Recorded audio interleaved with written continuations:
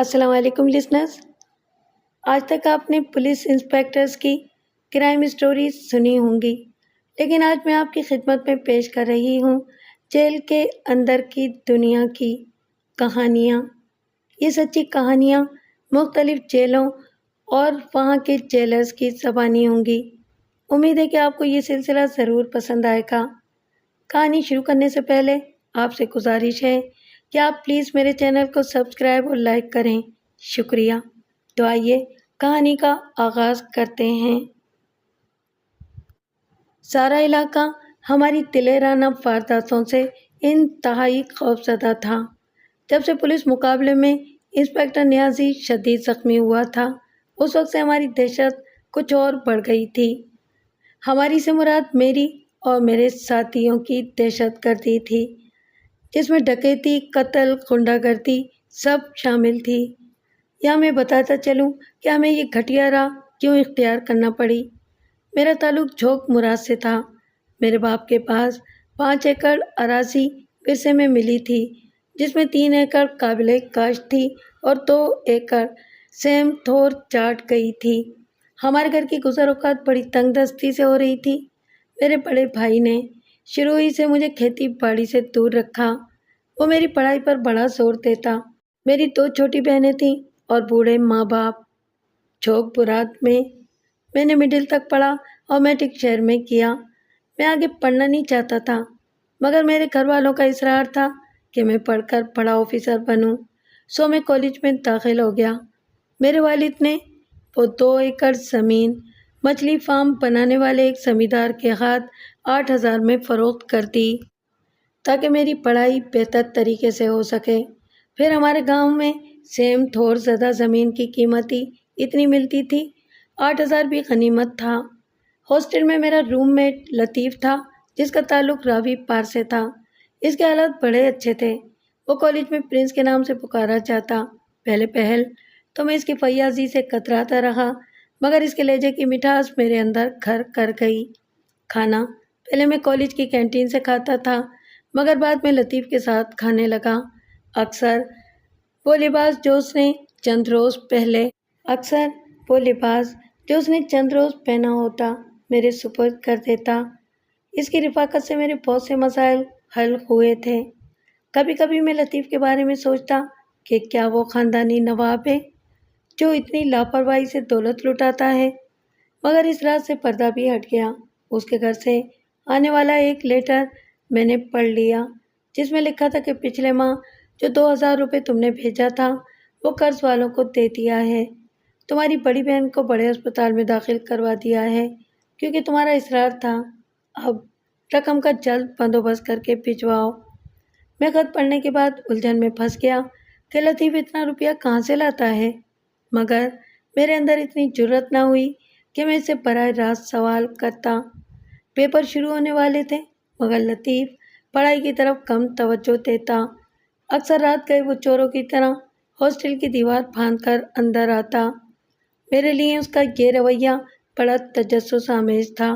ایک دن میں نے ڈرتے ڈرتے اس سے پوچھ ہی لیا کہ آخر تم اتنی رات گئے کہاں رہتے ہو؟ اس نے میری آنکھوں میں جھانکا اور بولا، مسٹر عارف، یہ میرا ذاتی معاملہ ہے۔ میں اس کے سرد رویے سے شرمندہ سا ہو کر رہ گیا اور مجھ میں دوبارہ سوال کرنے کی ہمت نہ رہی۔ وہ الماری کے سامنے کھڑا لباس بدل رہا تھا کہ اچانک اس کے ہاتھ سے کوئی وزنی چیز فرش پر گری، جس سے کمرہ گونج اٹھا۔ میں نے کتاب سے نگاہ اٹھا کر لطیف کی طرف دیکھا، جو اب جھک کے سیدھا ہو رہا تھا۔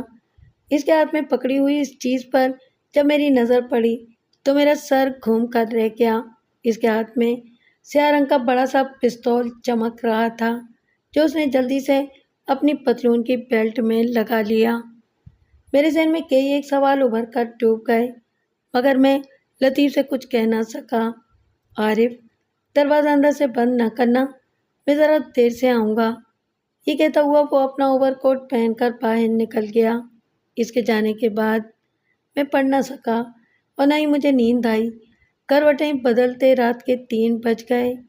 دروازہ آہستہ سے کھلا اور لطیف اندر داخل ہو کر کنڈی لگاتا ہوا سیدھا الماری کی طرف بڑھا۔ اور جو بنڈل اس نے بغل میں دبا رکھا تھا اسے الماری میں رکھ کر تالا لگاتے ہوئے مسیری پر گر گیا۔ بظاہر میں سو رہا تھا مگر اس کی تمام حرکات کا جائزہ لے رہا تھا۔ یوں محسوس ہو رہا تھا جیسے وہ میلوں پیدل سفر کر کے آیا ہو۔ سگریٹ کا دھواں پورے کمرے میں مہویگ گردش تھا اور لطیف بڑے بڑے گھونٹ بھر کر سگریٹ کو ختم کرنا چاہتا تھا۔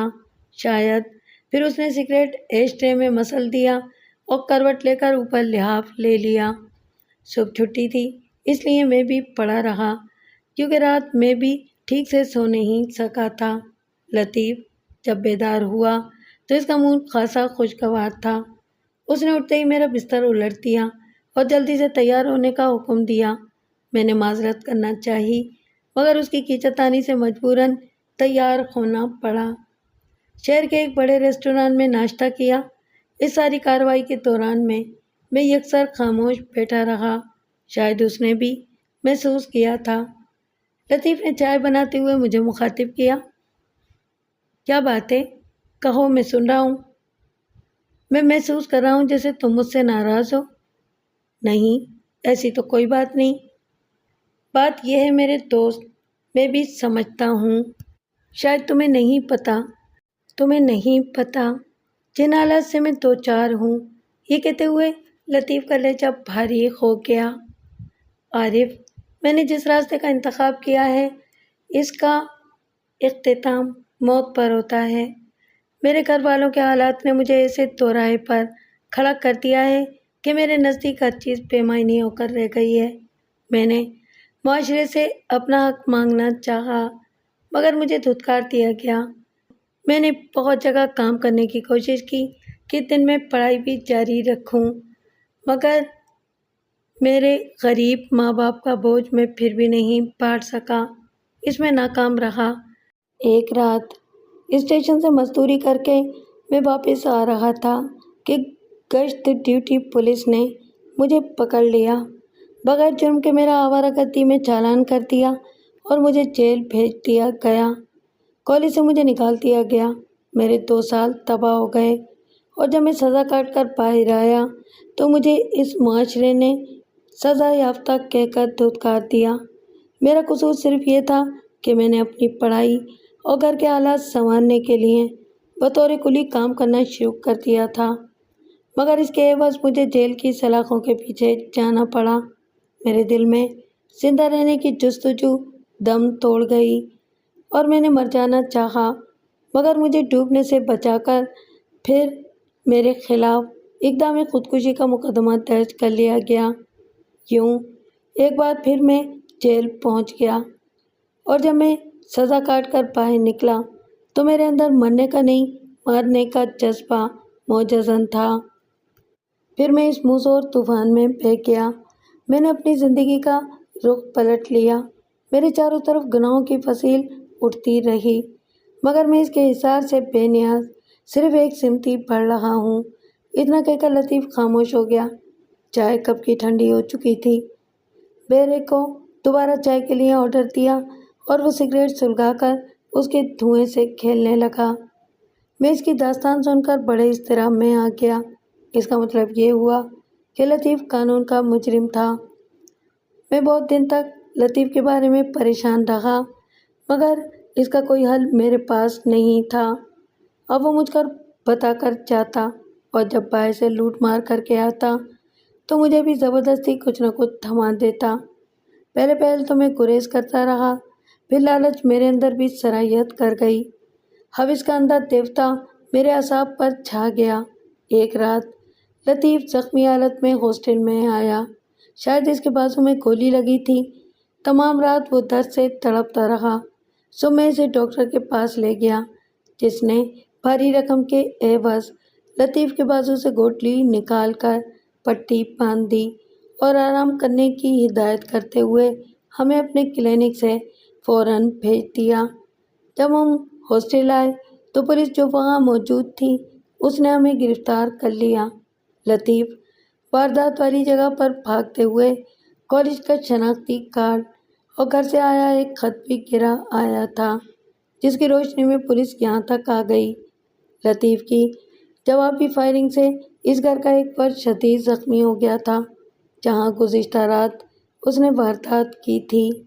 میں لاکھ باوے لاکھ کرتا رہا مگر پولیس نے میری ایک نہ سنی اور مجھے اس کا ساتھی قرار دیتے ہوئے دھر لیا۔ وہ زخمی جس کے سر میں گولی لگی تھی وہ جان بھر نہ ہو سکا۔ یوں ہم دونوں کے خلاف قتل اور ڈکیتی کا مقدمہ درج ہو گیا۔ میرے گھر والے اس خبر کو سن کر حواس باختہ ہو گئے۔ میں نے انہیں سارے حالات سے آگاہ کیا مگر میری سچائی کون سنتا تھا۔ لطیف کو بھی میرے پکڑے جانے کا شدید دکھ تھا مگر اس کے بس میں کوئی بات نہ تھی۔ ہم دونوں کو الگ الگ باریکوں میں رکھا گیا تھا۔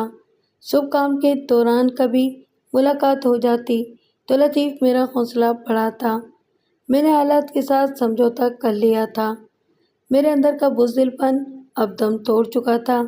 میرے ارد گرد قانون شکن لوگوں کا جھرمٹ تھا جو ہر وقت میرے اندر سرکشی ابھارنے میں لگا رہتا۔ میرے خیالات کافی حد تک نفرت انگیز ہو چکے تھے۔ کسی طرح لطیف نے واردان سے بات کر کے مجھے اپنی باریک میں منتقل کروا لیا۔ عارف یار، میں تم سے بہت شرمندہ ہوں۔ تمہیں میری وجہ سے یہ دن دیکھنا پڑے ہیں۔ لطیف، میرا قصور ہوتا تو اور بات تھی۔ تم میرے گھر کے حالات نہیں جانتے۔ میرے تمام گھر والوں کی آس میرے اکیلے پر تھی جو ٹوٹ گئی۔ اب میں پریشان ہوں کہ اپنا مقدمہ کیسے لڑوں۔ ہمارے پاس تو پھوٹی کوڑی نہیں، اس کی تم کوئی فکر مت کرو۔ لطیف نے کروٹ لے کر مجھے تسلی دی۔ اس کا بندوبست میں نے کر لیا ہے اور پھر ہمارے کیس میں موقع کا کوئی گواہ نہیں ہے۔ پھر فیصلہ ابھی کون سا آج ہی ہو رہا ہے۔ تم فکر نہ کرو، بہادر بنو۔ لطیف نے میرا حوصلہ بڑھایا۔ تاریخیں پڑھتے 1 سال کا عرصہ ہو چکا تھا مگر ضمانت نہیں ہو رہی تھی۔ آج بھی تاریخ پیشی کی تھی اور بارش زوروں پر ہو رہی تھی۔ ہم دونوں کو 2 کانسٹیبل اور ایک ASI لے کر کورٹ کے احاطے میں کھڑے ہوئے تھے۔ اندر کسی کیس کی بحث ہو رہی تھی۔ لطیف نے دونوں کانسٹیبل اعتبار میں لے لیے اور ان سے باتوں میں مصروف تھا۔ تھانے دار کسی کام کی غرض سے دوسری عدالت میں چلا گیا۔ لطیف نے کانسٹیبل کو 100 روپے کا نوٹ دے کر سگریٹ لانے کے لیے بھیجا اور بقیہ اسے رکھنے کو کہا۔ یہ جملہ اس نے بے نیازی سے کہا تھا۔ وہ مسکراتا ہوا وکیلوں کے چھپروں کے نیچے سے ہوتا ہوا کینٹین کی طرف چل پڑا۔ میں لطیف کے پلان سے بے خبر تھا۔ اسی اثنا میں ایک شخص کانسٹیبل کے قریب آیا اور کہا کہ 7 والی عدالت میں چودھری صاحب نے بلایا ہے اور کہا کہ دونوں ملزمان کو بھی ساتھ لے کر آؤ۔ تم ان کو لے کر جاؤ، میں تمہارے ساتھی کو آگاہ کرتا ہوں۔ کانسٹیبل ہم دونوں کو لے کر دوسری عدالت کی طرف چل پڑا جو سڑک کے کنارے پر تھی۔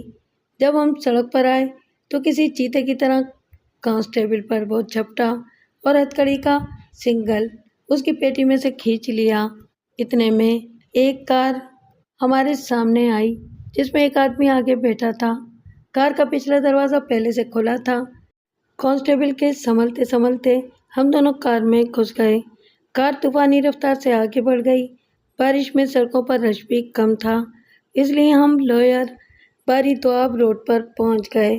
ہمارے پیچھے ایک جیپ بھی آ رہی تھی۔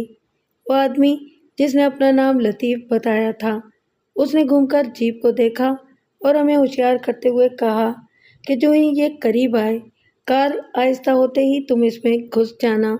یہ تمہیں محفوظ مقام پر لے جائے گی، باقی میں دیکھ لوں گا۔ جیپ کار کے قریب آ کر آہستہ ہوئی۔ ہم کار سے نکل کر اس میں چڑھ گئے۔ کار تیزی سے آگے بڑھ گئی اور جیپ موڑ کاٹ کر نہر کی پٹری پر چڑھ گئی۔ بارش کی وجہ سے پٹری پر خاصی پھسلن تھی مگر ڈرائیور بڑی احتیاط سے جیپ لیے جا رہا تھا۔ جیپ کے اندر ڈرائیور کے ہمراہ ایک نوعمر سا لڑکا بیٹھا تھا جو بڑے چوکنے انداز میں چاروں طرف دیکھ رہا تھا۔ کوئی 2 گھنٹے کی مسافت کے بعد جیپ ایک حویلی میں آ رکی۔ تھوڑی دیر کے بعد ہمیں ایک کمرے میں پہنچایا گیا۔ لطیف نے سگریٹ نکال کر ایک لمبا کش لیا اور میرے کندھے پر ہاتھ رکھتے ہوئے بولا، عارف، اب ہم مفرور بھی ہیں۔ پولیس جب چاہے ہمیں گولی سے اڑا سکتی ہے۔ اب آگے کیا ہوگا میں نے ہونٹوں پر زبان پھیرتے ہوئے انہیں تر کیا جو خشک ہو چکے تھے۔ پیارے، حالات کے آگے سپر ڈال دو، اپنے آپ کو کہتے ہوئے وہ کرسی پر دراز ہو گیا۔ اس کے ساتھ مجھے بھی جھکنا پڑا کیونکہ ہمارے ہاتھ دونوں ایک ساتھ جڑے ہوئے تھے۔ تھوڑی دیر بعد وہی لڑکا ایک آدمی کو ساتھ لے کر آ گیا جس کے پاس ایک تھیلا بھی تھا۔ اس نے اشارہ کر کے اسے ہمارے قریب جانے کو کہا۔ وہ تھیلا رکھ کر اس میں سے کوئی اوزار تلاش کرنے لگا۔ پھر دونوں کی ہتھکڑی کھل گئی۔ وہ آدمی خاصا ماہر تھا اس کام میں۔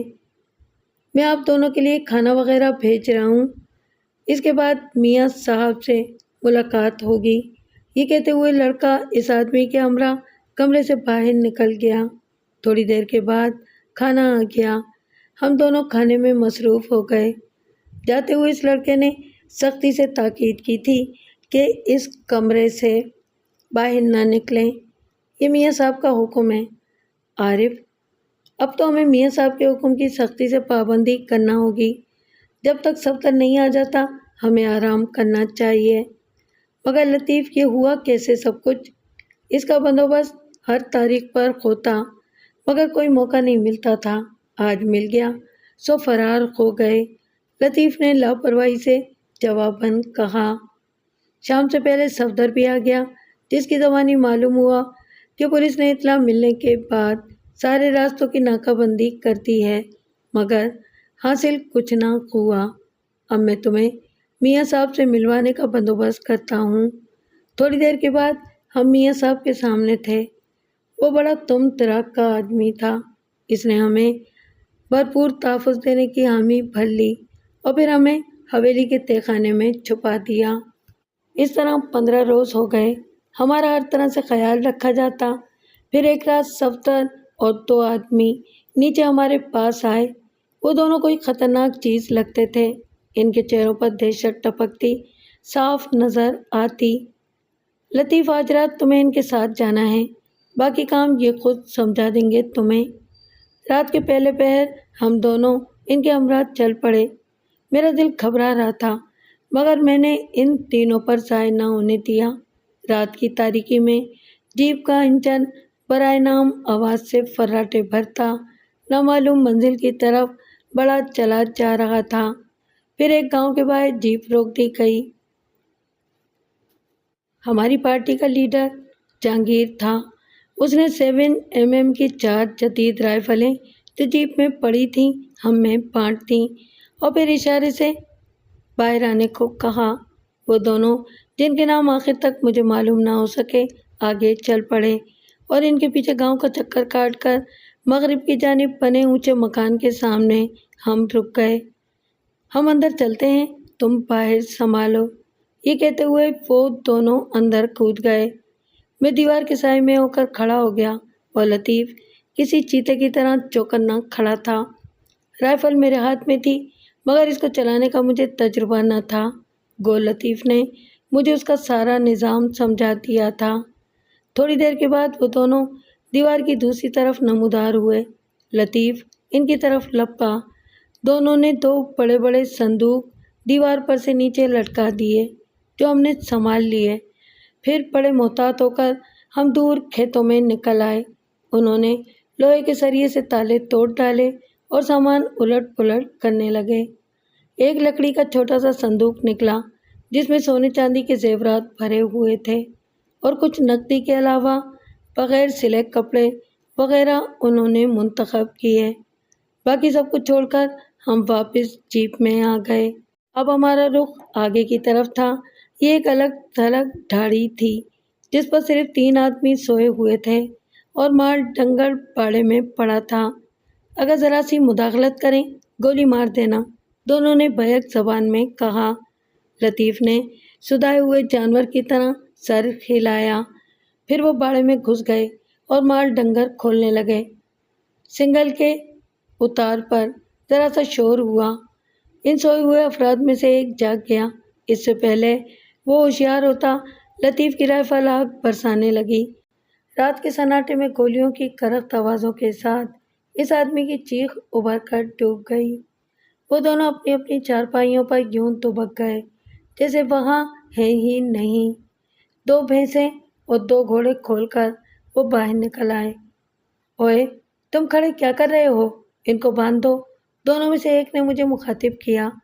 میں نے تیزی سے ان کے کپڑوں سے ان کی ٹانگیں، بازو اور منہ کس دیے۔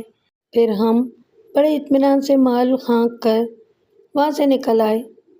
جیپ وہ سامان جو چوری کیا تھا لے کر چلی گئی اور ہم مال ذخیرے کے راستے لے کر واپس چل پڑے۔ یہ میری ان کے ہمراہ پہلی واردات تھی۔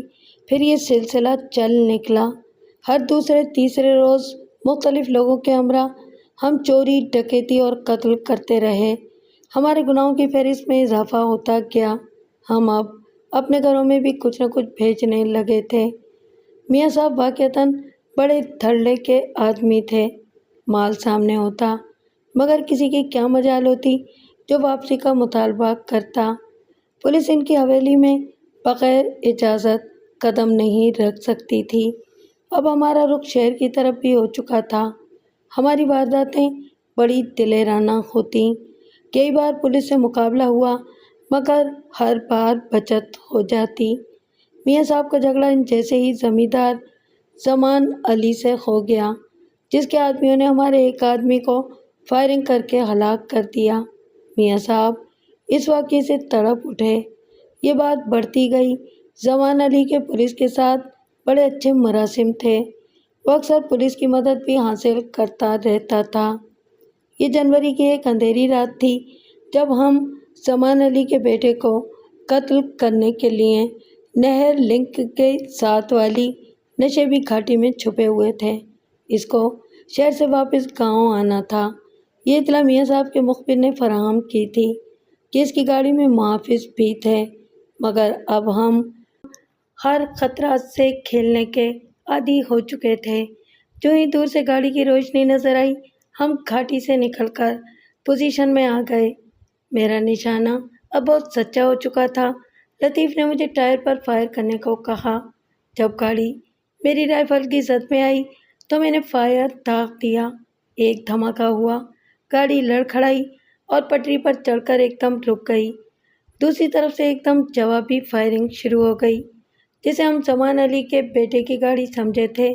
وہ پولیس کی ویگن تھی جو شاید پیٹرولنگ کرتی ہوئی ادھر آئی تھی، کیونکہ پولیس کمانڈو یوسف سیال جب سے اے ڈویژن میں تعینات ہوا تھا، اس نے رات کی گشت عام کر دی تھی۔ اس کے بارے میں مشہور تھا کہ وہ بہت دلیر اور نڈر سب انسپکٹر تھا۔ وہ مرنے اور مارنے میں کوئی دریغ نہیں کرتا تھا۔ دونوں طرف سے خوب فائرنگ ہوئی۔ شاید پولیس بھی زخمی ہوئی، مگر اس فائرنگ میں میرا ساتھی لطیف گولی لگنے سے موقع پر جاں بحق ہو گیا، جبکہ جہانگیر کی ٹانگ کی ہڈی ٹوٹ گئی۔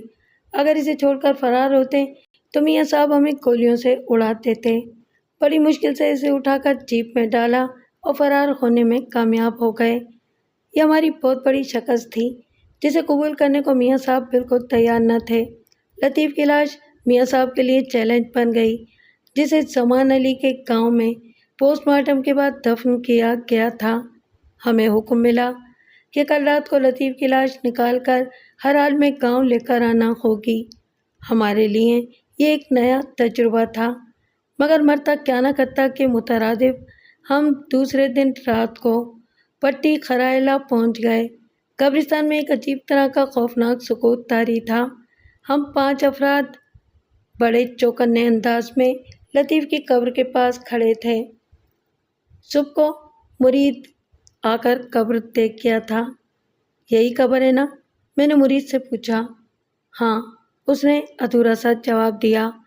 ساتھ لائی کدال سے میں نے اس تازہ قبر کو کھولنا شروع کر دیا۔ میرے جسم میں ایک طرح کا خوف سرایت کر چکا تھا، مگر میں اس سے بے نیاز اپنے یار کی قبر کھودنے میں مصروف تھا۔ ٹارچ کی ہلکی روشنی میں اب لحد کی کچی اینٹیں نظر آنے لگ گئی تھیں۔ وہ چاروں بھی اب قبر پر جھک گئے۔ جب میں نے 2-3 اینٹیں ہٹا کر اندر لطیف کی لاش دیکھی تو میرے منہ سے ہلکی سی چیخ نکل گئی اور میں خوفزدہ ہو کر پیچھے ہٹ گیا۔ وہ چاروں بھی سکتے کی حالت میں رہ گئے۔ قبر کے اندر لطیف کی لاش پر ہزاروں سیاہ رنگ کے خوفناک بچھو چمٹے ہوئے تھے اور لاش کا رنگ سیاہ توے کی طرح ہو رہا تھا۔ میں تھر تھر کانپ رہا تھا اور خدائے قہار کے اس خوفناک عذاب کو دوبارہ دیکھنے کی مجھ میں سکت نہ تھی۔ بڑی مشکل سے قبر کو دوبارہ بند کیا اور گرتے پڑتے کان سے باہر نکل آئے۔ ہمارے چہرے ایک دوسرے کے لیے خاموش سوال بنے ہوئے تھے۔ ہم نے لطیف کی لاش کا حال اپنی آنکھوں سے دیکھ لیا تھا۔ اب ہم میں مزید کچھ کرنے کی ہمت باقی نہ تھی۔ ہم 5 تھے اور ہمارے دلوں کی ایک ہی فریاد تھی کہ یا خدا ہمیں معاف فرما دے۔ پھر ہم نے فیصلہ کر لیا کہ خود کو قانون کے سپرد کر دیں۔ اسی رات ہم یوسف سیال سب انسپکٹر کے سامنے پیش ہو گئے، جس نے ہم سے کوئی بھی زیادتی کیے بغیر ہماری گرفتاری کا چالان مکمل کیا۔ یوں ہم جیل آ گئے، اب موت کا انتظار کر رہے ہیں، کیونکہ ہمارے اعمال ہی ایسے ہیں۔ اگر ایک کو 20 بار بھی سزائے موت دی جائے تو کم ہوگی۔ بس اپنے گناہوں کا کفارہ ادا کرنا باقی ہے۔